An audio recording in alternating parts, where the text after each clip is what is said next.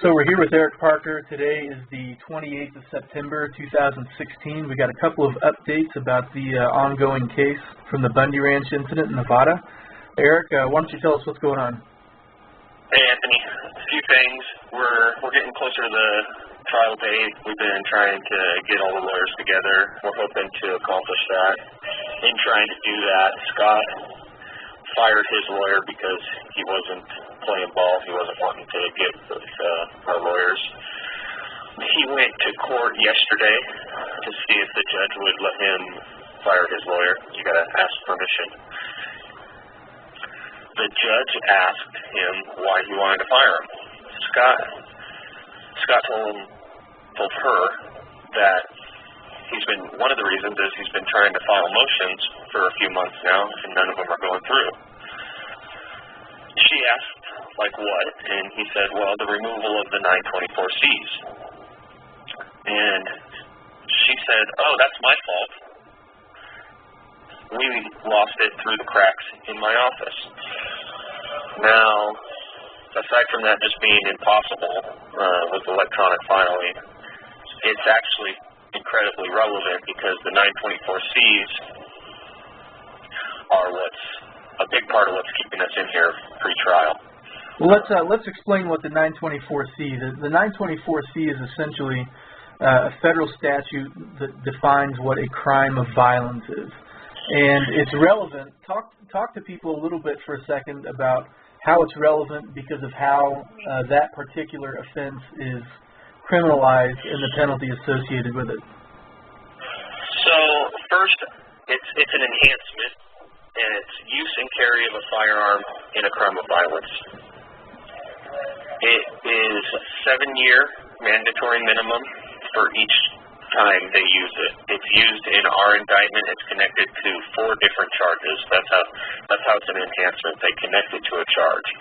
It's connected to assault. It's connected to threatening.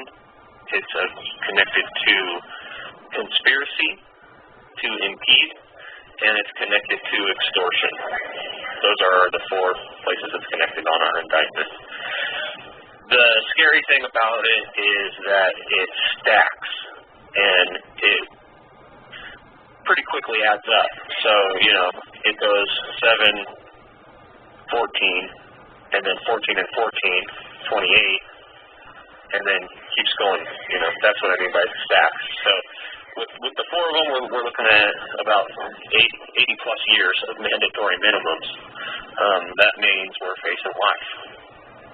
So it also shows that we're violent. It shows that we're going to be in here for a long, long time, which makes us a flight risk, and it shows that we're violent, which is the 2 things holding us in here pre-trial.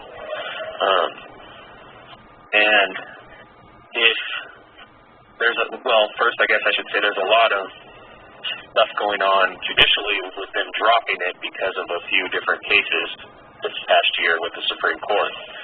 What they did was redefine a crime of violence, and I won't get into the specifics, but what they basically did was redefine a crime of violence through the Supreme Court. They basically say if you can do what you allegedly did without hurting somebody, it's not a crime of violence. So the conspiracy is obviously out. The threatening is just a communication. The assault is not a crime of violence. If you could allegedly take a defensive posture without hurting somebody, it's not a crime of violence. If you can allegedly extort some cattle without punching somebody in the face, it's not a crime of violence. Battery is a crime of violence. You can't do battery without hurting somebody. So that's a crime of violence. You can't rape without hurting somebody. That's a crime of violence. So we are most likely going to get those dropped, hopefully. Any sane judge would drop those charges, and she basically has to. So the idea that this thing was filed 3 months ago and slipped through the cracks is basically telling us that 3 months ago she would have had to rule on it, remove them, and we all could have refiled to reopen our pretrial detention hearings. And if we didn't have 4 924Cs connected to our charges, it would be really hard for them to hold us all in here for the next, well, I guess it would have been about 7 or 8 months at that point. The idea that a judge has misplaced a motion is ludicrous. We're facing some weird things going on here. I believe it was intentionally misplaced so that she wouldn't have to rule on it, so that they could keep us in here. Yeah, I think that's highly suspect because, I think a lot of motions can be filed electronically. There wouldn't necessarily be a reason to lose it. And I sat in your detention hearing in Boise, and I remember that basically because of the amount of time that you guys were looking at in potential prison sentences, that you were considered a flight risk, and that despite the absence of any prior relevant criminal history, you were still held, denied pretrial release for that specific reason. So months ago, a judge receives motions to have these 924Cs dropped because the Supreme Court has ruled on a case, declared part of 924C unconstitutionally vague, and it would have given you guys sufficient cause to reopen, a detention hearing. And so that's certainly a sufficient reason to me for Scott to initially question, wanted to get rid of his attorney, and now come to find out that it wasn't the attorney all along. It was the presiding judge that, quote unquote, just lost the paperwork in the office.